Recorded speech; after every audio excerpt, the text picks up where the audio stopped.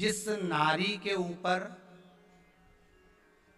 पितरों की छाया होती है, घर के बुजुर्गों की, घर के पूर्वजों की छाया होती है, ध्यान देना, वही व्रत श्रेष्ठता से कर पाती है। व्रत की श्रेष्ठता उसमें अपने आप आ जाती है। अगर उसके साथ में अगर पितरों की कृपा है, तो पूर्वजों का अगर आशीर्वाद है, तो व्रत वो अच्छे से कर सकेगी।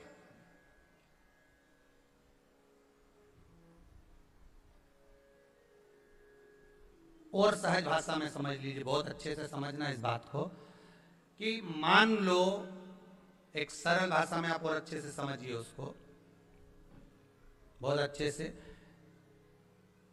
कि जिस व्रत के दिन आपका उपवास है, सोमवार का, मंगलवार का, बुधवार का, गुरुवार का, तीज का, चतुर्थी का, पंचमी का, छठ का, किसी का भी अगर आपका व्रत है, और उस व्रत वाले दिन यदि आपको क्रोध आ रहा है, व्रत वाले दिन अगर आपकी प्रवृत्ति चिड़चिड़ी हो रही है, क्रोध आ रहा है, अपशब्द निकल रहे हैं, रोना आ रहा है, क्रोध आ रहा है, बहुत सारी परेशानी उसी दिन तुम्हारे सामने आ रही है, समझ लेना कि तुम्हारे घर के पितर भूखे जरूर है, अन्न भाग मांग रहे हैं। एक बात पहले भी कही थी, शायद आपको ध्यान में होगा, रात्रि को सोने के बाद, विश्राम के बाद, एक बार कहा था, आप लोगों को याद होगा, कि सोने के बाद में 2 घंटे के अंदर अगर आपकी नींद खुलती है, और खुलने के बाद यदि आपको भूख लग रही है, प्यास लग रही है, तो समझ लेना कि आपके पितर, आपके पूर्वज भूखे हैं, अन्न का भाग मांग रहे हैं, पानी पीने को मांग रहे हैं। उससे नहीं समझ सकते तो व्रत से समझो।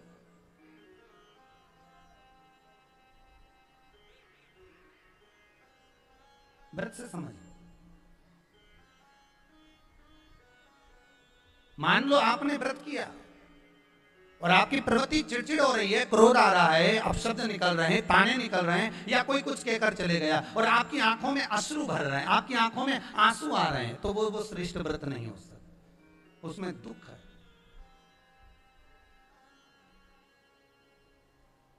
पुष्प ताजा है तो आप भगवान को दोगे, सही है कि गलत है? केला अच्छा है तो भगवान को दोगे, वो काला पड़ गया तो तुम भगवान को दोगे क्या? अंदर से गल चुका है तो भगवान को दोगे क्या? नहीं, आप भगवान को दोगे। कोई फल ताजा है तो आप भगवान को दे दोगे, कोई पुष्प ताजा है, अच्छा है तो आप भगवान को दोगे। अगर पुष्प मुरझा गया तो भगवान को दोगे क्या? पुष्प बेकार हो गया तो भगवान को दोगे क्या? नहीं। उसी तरह व्रत होता है, उसी तरह हमारा व्रत है। जिस व्रत में हमको क्रोध आ रहा है, जिस व्रत में हम चिड़चिड़े हो रहे हैं, जिस व्रत में हम अपशब्द कर रहे हैं, जिस व्रत में हमको रोना आ रहा है, जिस व्रत में हम किसी की बात का ठेस हमको पहुंच रहा है और हम क्रोधित हो गए, हम रो दिए, हम चिड़चिड़ हो गए, समझ लेना वो फूल मुरझा चुका है, वो व्रत तुम्हारा बेकार हो चुका है, उसको भगवान स्वीकार नहीं करेगा। और जिस व्रत में आपके चेहरे पर प्रसन्नता, हम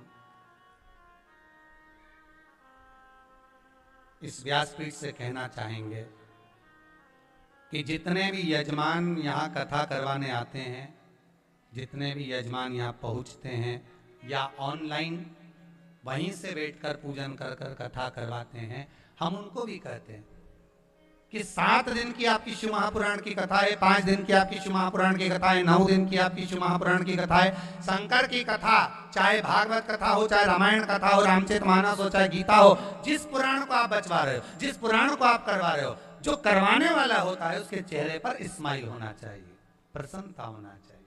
क्यों? क्योंकि इस पुराण को आप अकेले नहीं सुन रहे, इस पुराण को आपके पितृलोक में विराजमान पितृ पूर्वज भी श्रवण कर रहे हैं। जितनी आपकी चेहरे पर प्रसन्नता होगी उतनी आपके पूर्वज भर भर कर आशीर्वाद देंगे। 7 दिन तक, जब तक आप कथा का रसस्वादन कर रहे हो, कथा श्रवण कर रहे हो, 7 दिन तक आपके चेहरे पर अगर प्रसन्नता है तो पूर्वजों का आशीर्वाद आप पर बना हुआ। कोठारी नगर, जलगांव, जिला जलगांव, फोन नंबर मेरा ये है। कहीं बैठी हो तो हाथ हिला सकती हैं। अगर कहीं बैठी हो, भाग्यश्री शंकर श्री कोठारी नगर, जलगांव, जिला जलगांव। फ़ोन नंबर ये है। पत्र आप लोग टीवी पर हमारे साथ में पढ़ सकते हैं। अगर कहीं बैठी हो तो हाथ हिला सकती हैं। गुरुजी, मैं जलगांव की रहने वाली हूँ। आप कहते हैं सारी समस्या का हल एक लोटा जल है। गुरुजी, शिव जी को एक लोटा जल चढ़ाने का क्या महत्व है, इसका मैं वर्णन करूं। मेरे पति 18 साल से शराब के व्यसन में थे। मेरे पति व्यसन के कारण घर में इतना ज़्यादा लड़ाई झगड़ा होता था कि मुझे और मेरे बच्चों को खाना भी नसीब नहीं होता था। मैं बहुत दुखी हो गई थी। एक दिन मेरी सहेली ने बताया कि टीवी पर सीहोर वाले महाराज की कथा आती है, तो कथा सुनना चालू कर और शिवजी के मंदिर में एक लोटा जल चढ़ाना चालू कर। मेरी सहेली कहती थी, हम तो बाबा के भरोसे चलते हैं, तू भी बाबा के भरोसे। और बाबा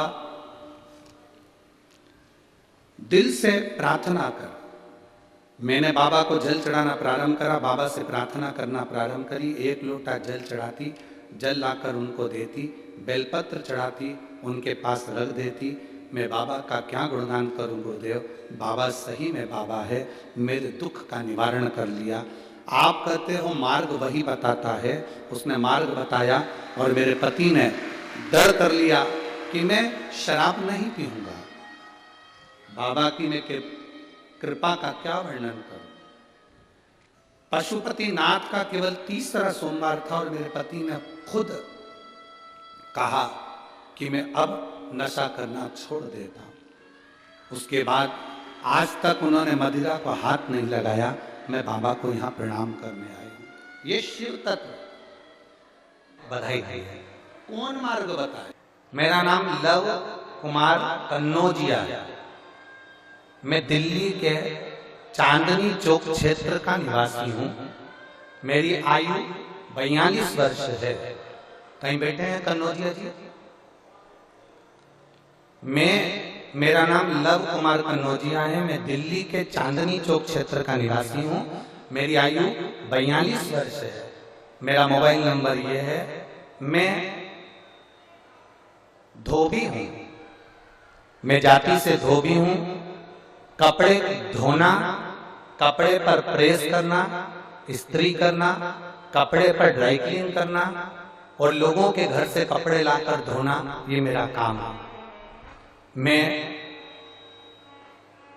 सुनील मुसेपुर जी को, जजमान जी को धन्यवाद देता हूं कि हमारे क्षेत्र में गुरुजी आप कभी नहीं आए थे, पर सुनील भैया आपको लेकर आए हैं। मैं उनको धन्यवाद दे रहा हूं। सुनील जी, एक बात तो है, आपने कईयों के दिल पर राज कर लिया। ये कथा का आयोजन कराकर आपको बहुत बहुत साधुवाद, बहुत बहुत। और बाबा अगर ऐसी कृपा बनाकर रखे ना, तो ऐसे सत्कर्म करते रहना। देवादिदेव महादेव आपके ऊपर ऐसी कृपा बना। मैं जात का धोबी हूं, कपड़ों पर प्रेस करना, कपड़े धोना। कहीं बैठे हैं श्री लव कुमार कन्नौजिया जी, दिल्ली के चांदनी चौक क्षेत्र के निवासी हैं। मेरी आयु 42 वर्ष। कहीं बैठे हो तो हाथ हिला सकते हैं। मैं धोबी हूं, कपड़ा धोना प्रेस करना मेरा काम है। गुरुदेव, बहुत संघर्ष में जिंदगी चल रही थी, कोई साथ देने वाला नहीं था। तब आपकी शिव पुराण ने मेरा साथ दिया।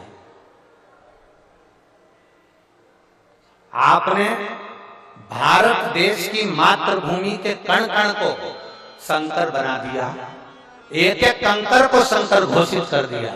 मैं आपको साधुवाद देता हूं गुरुदेव।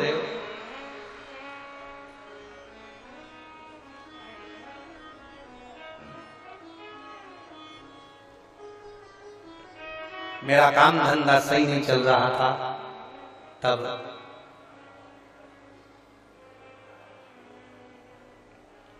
करूं क्या? आप कहते हो कि कुछ भी सेवा करो, करो। मैंने भी उस दिन संकल्प ले लिया। आप एक लोटा जल का वर्णन करते हो, सारी समस्या का हल एक लोटा जल। मैंने भी बाबा से प्रार्थना करी, अगर मेरा धंधा चल गया और मेरा काम चल गया ना, तो मैं उसका एक अंश निकालकर जनमानस की सेवा करूंगा।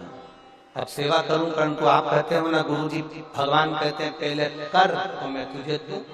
अब मेरे पास में इतना पैसा तो नहीं था, पर मैं सोच रहा था, तभी किसी ने आकर मेरे दुकान पर कपड़े का बंडल रख दिया और कहा इसको धोना भी है, ड्राई क्लीन भी करना और प्रेस भी करना।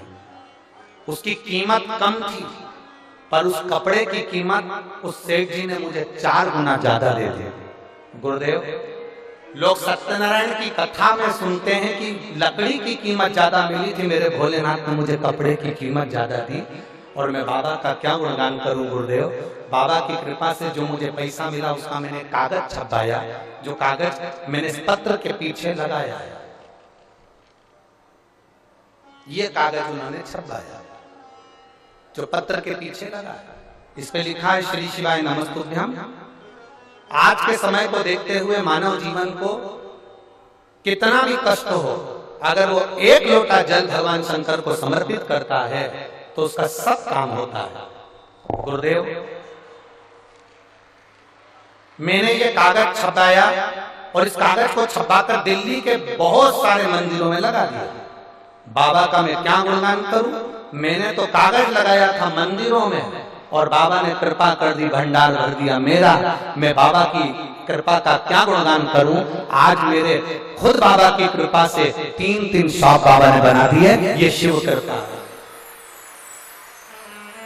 केवल पर्चा लगाया, श्री शिवाय नमस्तुभ्यम, सारी